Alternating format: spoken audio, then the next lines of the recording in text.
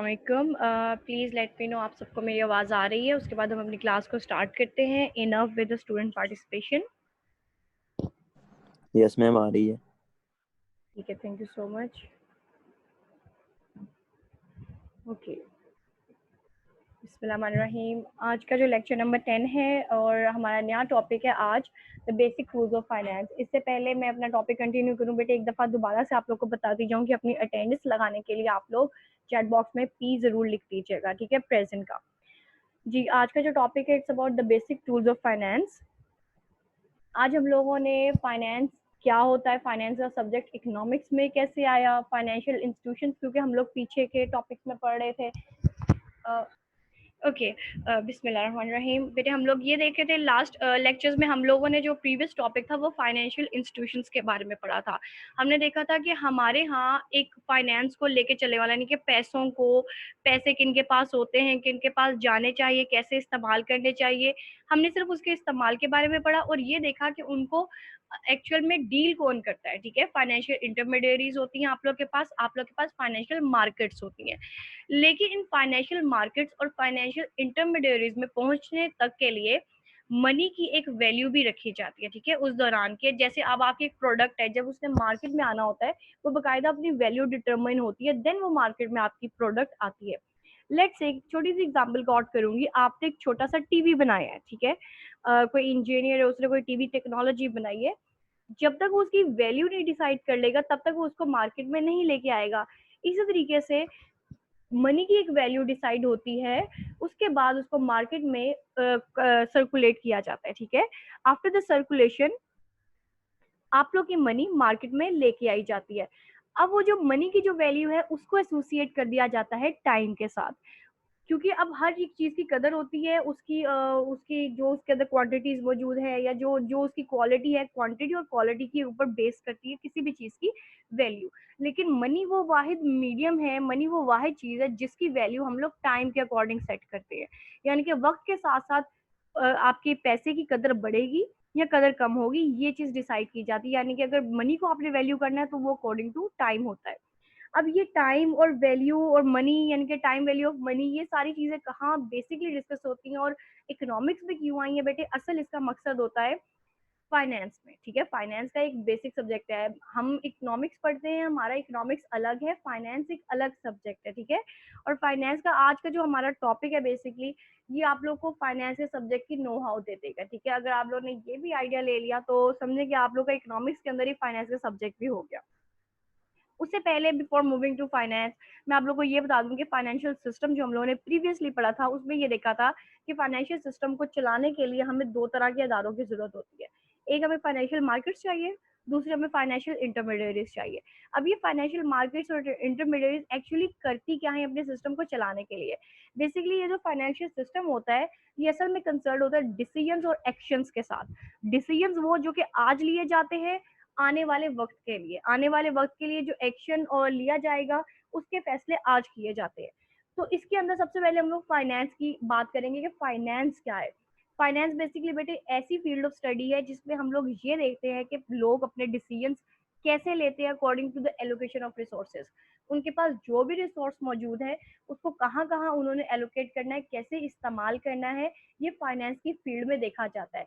लेकिन based on two things, finance का जो सब्जेक्ट है सिर्फ दो चीजों के बारे में बात करता है। जो इकोनॉमिस्ट है, इकोनॉमिस्ट कभी भी ये बात नहीं करेगा कि हाँ भी इकोनॉमिस्ट कहेगा 5 साल के बाद इतनी प्रोग्रेस होगी, 10 साल के बाद इतनी प्रोग्रेस होगी। लेकिन जो इकोनॉमिस्ट है वो कभी भी रिस्क की बात नहीं करेगा। वो कभी ये बात नहीं करेगा कि तुमने आज 2 साल तक इन्वेस्टमेंट लगाई है, तीसरे साल में हो सकता है कोई डेथ रेट इंक्रीज हो जाए, ठीक है, सप्लायर्स ना रहें या आपकी प्रोडक्ट मार्केट में ना चले। कोई भी इस किस्म की कोई एजम्पशन इकोनॉमिक्स में नहीं रखी जाती। लेकिन ये सारे के सारे रिस्क और ये टाइम को वैल्यू करना, ये सारी चीजें डिस्कस की जाती है फाइनेंस के सब्जेक्ट में। इकोनॉमिक्स में सिर्फ और सिर्फ आप लोग को पॉलिसी दिखाई जाती है, एक रास्ता दिखाया जाता है कि इस तरफ चलेंगे तो ये काम होगा। लेकिन फाइनेंस आपको बताता है कि अगर इस तरफ चलने से आप लोगों का मजीद आने वाले वक्त में क्या हालात होंगे और इसमें कितना रिस्क इन्वॉल्व है। याद रहे, रिस्क एक ऐसी चीज है जो हमेशा हमारे साथ साथ रहती है। आपके सुबह से उठने से लेके आपके खाना खाने से लेके आपकी हर जिंदगी के एवरी वॉक ऑफ लाइफ में रिस्क इन्वॉल्व होता है। तो रिस्क को हैंडल करना और टाइम टू टाइम अपने आप को कैसे मैनेज करना है, अपने रिसोर्सेज को कैसे एलोकेट करना है बेटे, ये सारी की सारी फाइनेंस में डिस्कस की जाती हैं चीजें। तो अगर यहाँ पे बात करूं तो time and risk are two building blocks of finance. ठीक है, फाइनेंस के दो ही ब्लॉक्स, बिल्डिंग ब्लॉक्स, यानी कि जो फाइनेंस के सब्जेक्ट को बनाते हैं, फाइनेंस का एक सब्जेक्ट मार्ज वजूद में जो आया वो इन्हीं दो टॉपिक्स की वजह से आया था, एक टाइम और दूसरा रिस्क। अब कहा जाता है, पॉलो कहता है कि don't waste your time with explanations, people only hear what they want to hear. कहा जाता है कि आप लोग लोगों को एक्सप्लेन करते हुए अपनी बात को टाइम वेस्ट ना करें, लोगों ने वही सुनना है जो वो सुनना चाहते हैं। आप किसी को ये बताएंगे ना कि तुम यहाँ पे इन्वेस्ट कर लो, इसका इतना प्रॉफिट आ रहा है, 3 साल के अंदर आपको ये इतना प्रॉफिट दे देगी, ये चीज इतना प्रॉफिट दे देगी, वो कभी आपकी बात नहीं मानेंगे। वो हमेशा वही, अगर हाँ, अगर आप उनके उनकी वही मतलब की बात कर दो कि वो सुनना चाहता था कि ये 2 साल के बाद प्रॉफिट दे, लेकिन आप अकलमंद हो, आपको पता है कि 2 साल के बाद प्रॉफिट नहीं आ सकता। इतनी 2 लाख की इन्वेस्टमेंट करने के ऊपर 5 साल के बाद कुछ प्रॉफिट मिलेगा या कोई इंटरेस्ट रेट मिलेगा, तो वो कहेगा कि नहीं, अगर ये कह रहा है ना कि 5 साल के बाद इतना इंटरेस्ट रेट 5% मिलेगा, तो ये ऐसे ही बोल रहा है, आप सुनना चाहोगे नहीं। लेकिन अगर आप ये कह दो कि 2 लाख के ऊपर 2 साल के बाद 5% इंटरेस्ट मिलेगा, तो वो आपकी बात में इंटरेस्टेड हो जाएगा। तो इसलिए अपना टाइम वेस्ट मत करें एक्सप्लेनिंग द पीपल, क्योंकि लोग वही सुनना चाहते हैं जो वो सुनना चाहेंगे। ठीक है जी। तो इसी चीज को आगे लेके जाते हुए हम अपनी टाइम वैल्यू ऑफ मनी करेंगे। ठीक है, लोगों को मनी की वैल्यू बताना टाइम के लिहाज से बहुत मुश्किल है, लेकिन इसको समझाया जरूर जा सकता है, क्योंकि उन्होंने सुनना तो वही है जो वो सुनना चाहते हैं। लेकिन इसको समझाने के लिए इकोनॉमिक्स ने क्या किया है, एक टॉपिक निकाला है अपना प्रेजेंट वैल्यू का। उससे पहले कि present value of time value of money की तरफ हम जाए, मैं आपसे एक छोटा सा क्वेश्चन करूंगी कि अगर मैं आज आप लोगों को $10,000 दूं, ये कहूं कि या तो मुझसे आज $10,000 ले लो या 5 साल बाद $10,000 ले लो, यानी कि अगर तुम आज मुझसे लोगे तो भी मैं $10,000 दूंगी, लेकिन अगर 5 साल बाद लोगे तो भी तुम्हें $10,000 मिलेंगे, तो बताएं रैशनल डिसीजन क्या होगा, आज ही मेरे से $10,000 ले लेने या 5 साल के बाद आके लेने हैं? डेफिनेटली आप लोग सोचेंगे, सोचना तो इसमें पड़ेगा ही नहीं, ऑब्वियसली आप लोग चले जाएंगे डायरेक्ट ही आज के $10,000 के ऊपर। ठीक है, आप लोगों को क्या गर्ज है कि हो सकता है 5 साल में उस $10,000 की कोई कीमत ही ना रहे। हुआ ना ये वाला हिसाब कि अगर आज आपने $10,000 इस्तेमाल कर लिए, कहीं इन्वेस्ट कर दिए, इंटरेस्ट पर्पज के लिए, किसी भी चीज के लिए इस्तेमाल कर लिए, 5 साल के बाद हो सकता है वो 10,000 की वुकत उतनी रहे ही ना। जैसे मैंने आज आपको अगर 100 रुपया दूं, अगर 5 साल के बाद आपको 100 रुपया दूं, इन दोनों में से दो सिचुएशन को चुनने को कहूँ, तो आप क्या करेंगे? आज के आप 100 रुपया चुनेंगे, क्योंकि आपको पता है कि आगे आने वाले 5 सालों में हो सकता है कि उस 100 रुपए की कदर कीमत कुछ ना रहे या जीरो वैल्यू हो जाए उसकी। इसी तरीके से आज के $10,000 कल 5 साल के बाद आने वाले $10,000 की कीमत की कदर कीमत में फर्क आ जाएगा। तो नेक्स्ट ये देखिए, you already recognize that there is a time value of money, यानी कि मनी की एक टाइम वैल्यू है। मनी वक्त के साथ साथ घटता भी है, कम भी होता है और ज्यादा भी होता है। एक दफा दोबारा रिपीट कर देती हूँ कि अगर आपको $10,000 आज दिए जाते हैं और आपको एक डिसीजन, एक ट्रेड ऑफ कहा जाता है कि या तो आज $10,000 ले लो या 5 साल के बाद $10,000 ले लो, तो आप इनमें से क्या चुनोगे?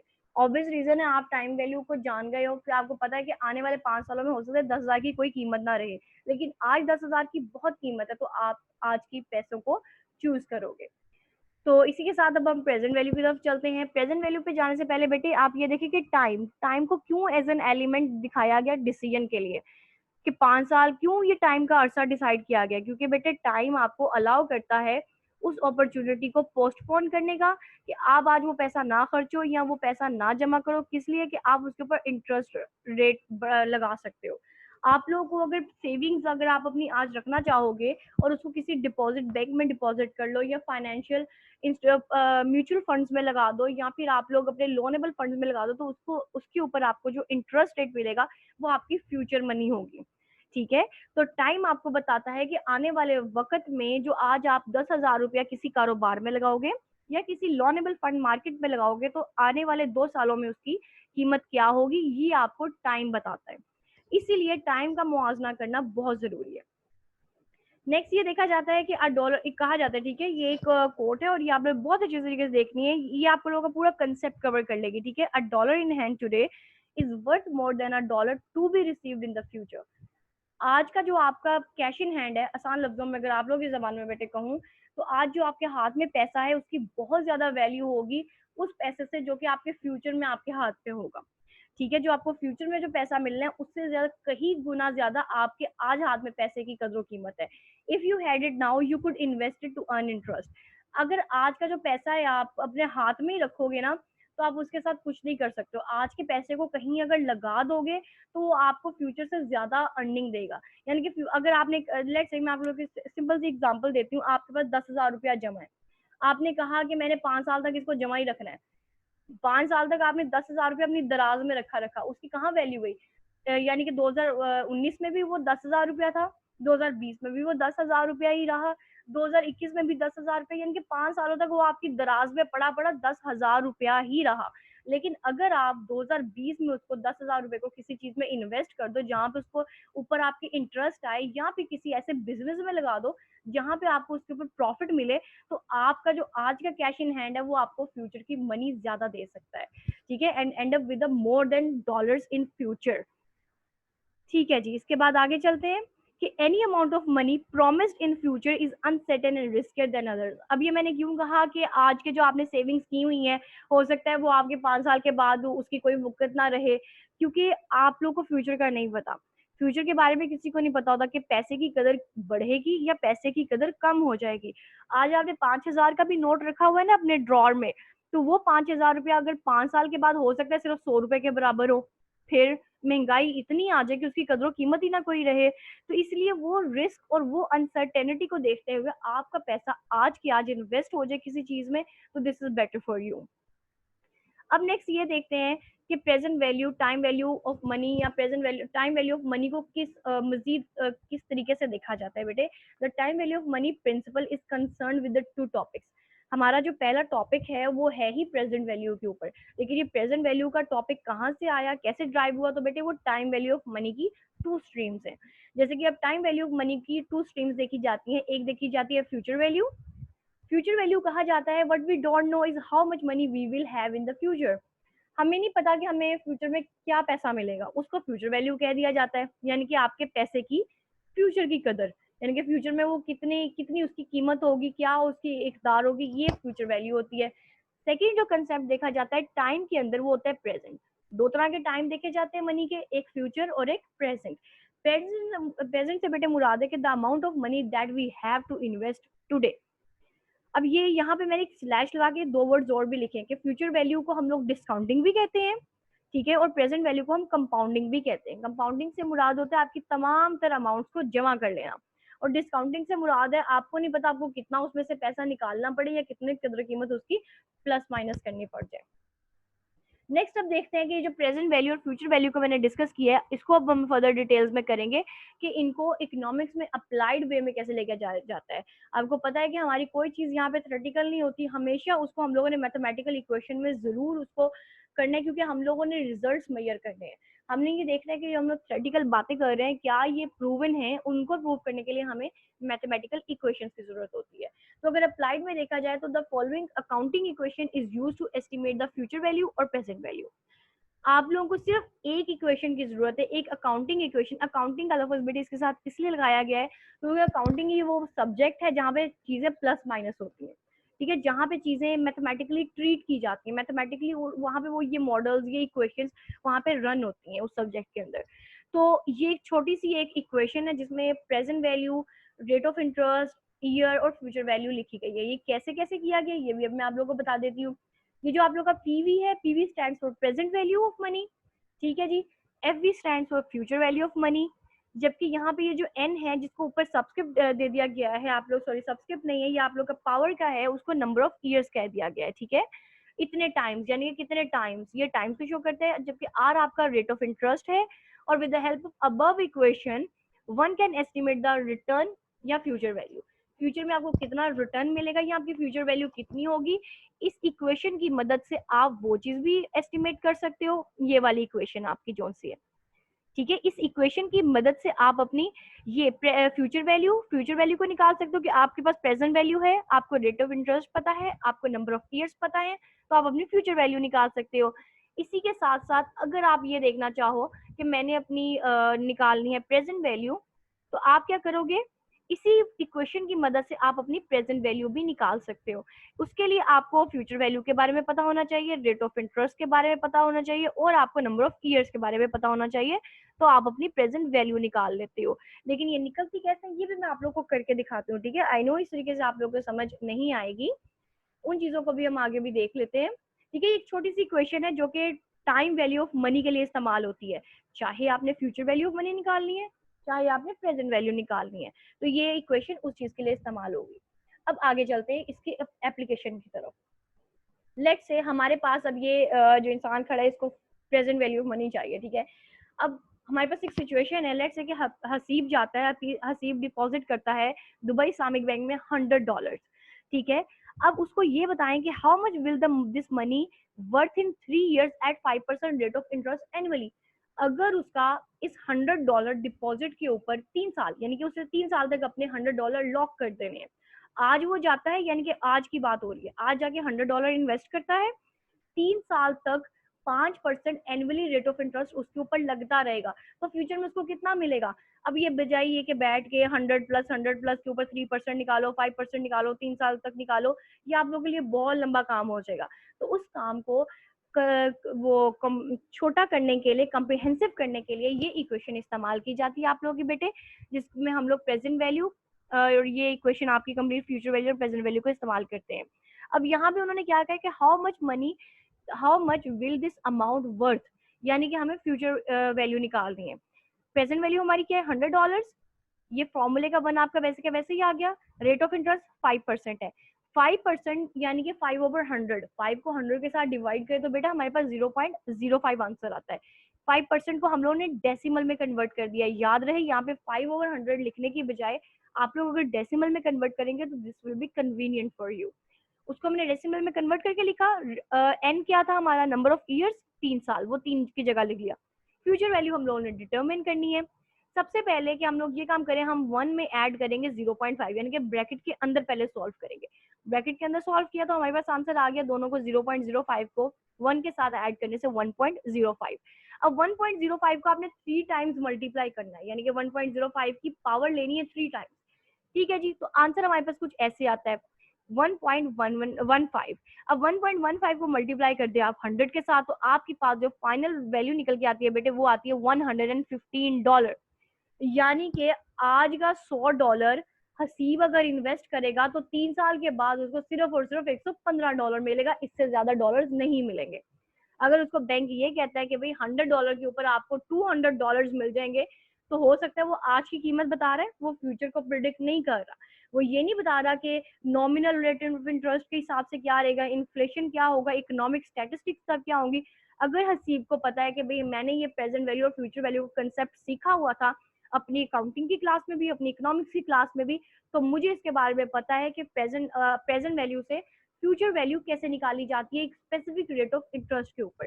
तो 3 साल के बाद हसीब को सिर्फ और सिर्फ $115 मिलेंगे, इससे ज्यादा नहीं मिलेगा।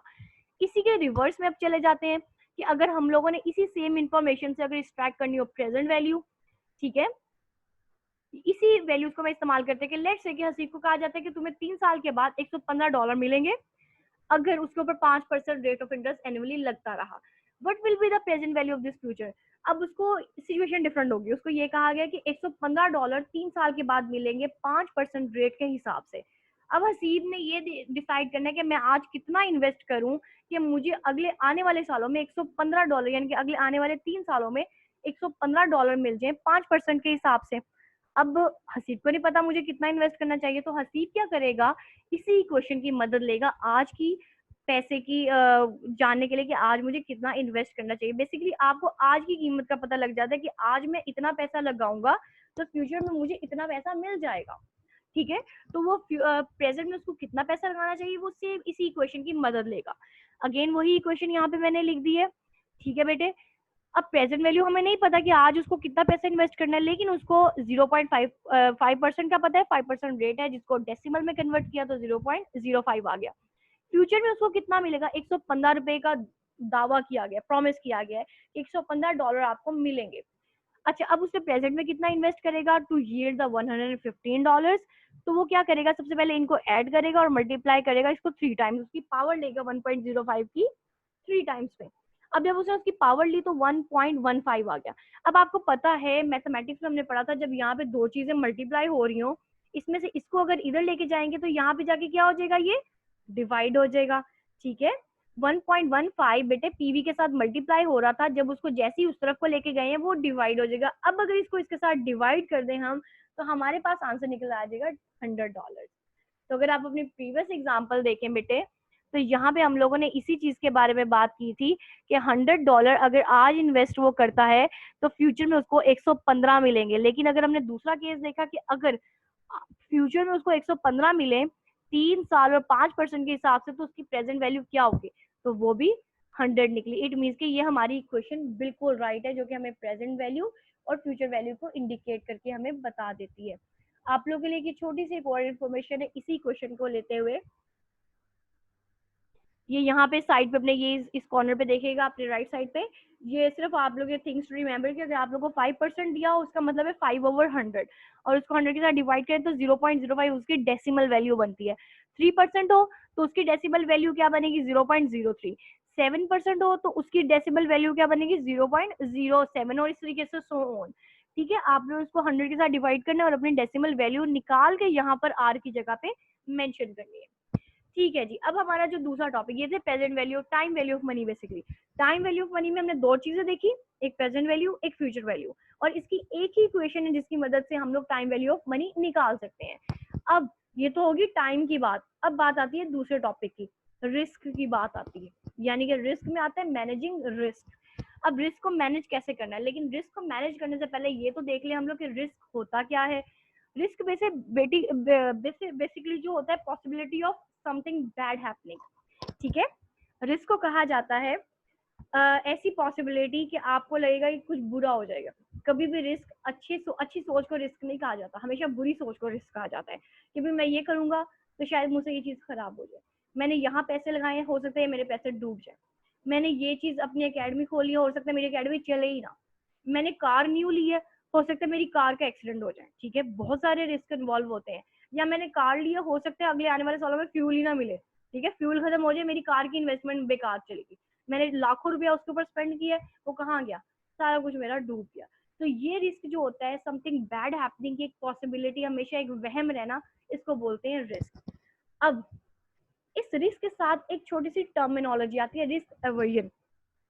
रिस्क एवर्जन बेसिकली बेटे क्या होती है, डिसलाइक ऑफ रिस्क। जिन लोगों को रिस्क नहीं पसंद होता ना, वो दूर दूर रहते हैं रिस्क से। कुछ लोग होते हैं बिल्कुल रिस्क लेते ही नहीं है, यानी कि उनको अगर जवाब हाँ या ना में चाहिए। ठीक है, वो ये नहीं कहते हैं कि देखी जाएगी, वो देखी जाए वाला काम नहीं करते। जो देखी जाएगी वाला काम करते हैं वो रिस्क लेते हैं। ठीक है, और जो देखी जाएगी नहीं देखते हैं वो रिस्क अवर्स कहलाते हैं। ठीक है, रिस्क अवर्स पीपल, जिनको रिस्क लेना अच्छा नहीं लगता, वो कहते हैं यस में जवाब दें या नो में जवाब दें, या तो ये चीज होगी या तो ये चीज नहीं होगी। उस तरह के लोग जो होते हैं, जो रिस्क को नहीं पसंद करते हैं, उन लोगों को रिस्क एवर्स कह दिया जाता है।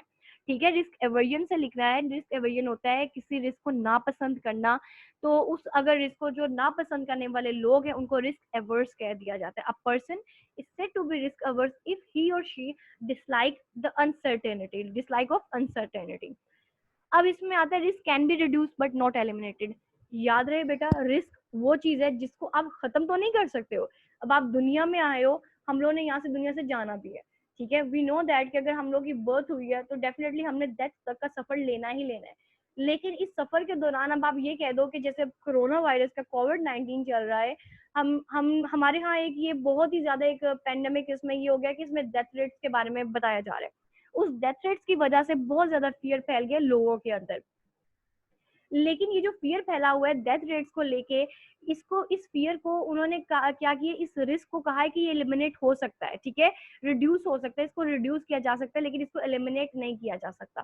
कोरोना वायरस के जो असरात आ रहे हैं, जो एक रिस्क आ रहा है आपके बाहर निकलने का रिस्क, उसको कम किया जा सकता है, लेकिन उसको एलिमिनेट नहीं किया जा सकता। ठीक है, तो इसी कम करने की चीज को कहा जाता है कि रिस्क कभी भी खत्म नहीं हो सकता किसी भी चीज से, लेकिन उसको एलिमिनेट नहीं किया जा सकता, कम किया जा सकता है। रिस्क कम किया जा सकता है लेकिन खत्म नहीं किया जा सकता। तो one can reduce risk by choosing any of the following. Economics कहती है या हमारा फाइनेंस का सब्जेक्ट कहता है कि अगर आपको रिस्क को रिड्यूस करना है, खत्म नहीं हो सकता, कम हो सकता है, ठीक है। तो आपके पास 3 तरीके हैं, 3 ही तरीके हैं जिनके साथ रिस्क रिड्यूस हो सकता है इन द इकोनॉमिकल टर्म्स, ठीक है। इकोनॉमिक मार्केट में, हमारी इकोनॉमी में, हमारे रियल लाइफ में भी ले ले तो रियल लाइफ में भी बहुत सारी एग्जांपल आ सकती हैं जो भी मैं इसके तरीकेकार बताऊंगी। बेसिकली 3 वेज हैं जिनकी मदद से रिस्क रिड्यूस हो सकता है। पहला तरीका है इंश्योरेंस खरीदने से। किसी भी चीज की इंश्योरेंस करने से हमारा काफी हद तक रिस्क कम हो जाता है। अगर मैंने एक गाड़ी खरीदी है ना, मैं गाड़ी खरीद लिया, अगर मैंने उसका इंश्योरेंस नहीं कराया तो डेली मुझे रात को, अगर मैंने अपनी गाड़ी घर से बाहर खड़ी की है ना, मुझे उससे चोरी होने का डर लगा रहेगा। लेकिन अगर मेरे चोरी होने के डर की वजह से हो सकता है मैं गाड़ी खरीदूं ही ना, लेकिन अगर मैंने गाड़ी खरीद के उसको इंश्योर करवा लिया, मैं डेली उसकी इंश्योरेंस की एक पेमेंट पे करती हूँ, तो अगर खुदा ना खास्ता कभी मेरी गाड़ी बाहर से उठाई भी गई तो मुझे इंश्योरेंस की वजह से उसके पैसे रिटर्न हो जाएंगे। मेरा डर कम हो गया, इस डर के कम होने की वजह से मैं गाड़ी खरीद लूंगी। इसके अलावा घर घर का इंश्योरेंस होता है, आपकी हेल्थ का इंश्योरेंस होता है, इसकी आगे भी डिटेल में बेटे मैं बात करती हूँ। इसके अलावा रिस्क को कम किया जा सकता है डाइवर्सिफिकेशन की वजह से। डाइवर्सिफिकेशन क्या होती है इसके बारे में मैं अब आप लोगों को आगे बताती हूँ। थर्ड जो तरीका है, आप ट्रेड ऑफ कर सकते हो रिस्क और रिटर्न के दरमियान में। ये क्या होता है इसके बारे में बताती हूँ। तो बेसिकली 3 तरीके होते हैं जिससे हम लोग रिस्क को रिड्यूस करते हैं, खत्म नहीं करते हैं, रिड्यूस कर सकते हैं। पहला तरीका है कि इंश्योरेंस खरीद लो। दूसरा तरीका है कि डाइवर्सिफाई हो जाओ, डाइवर्सिफिकेशन इख्तियार कर लो। तीसरा तरीका है कि आप ट्रेड ऑफ कर लो, या तो रिस्क ले लो या रिटर्न का सोच लो, यानी कि देखी जाएगी या देख लो, ठीक है, एक काम कर लो। अब ये इसको फर्दर डिटेल में डिस्कस करने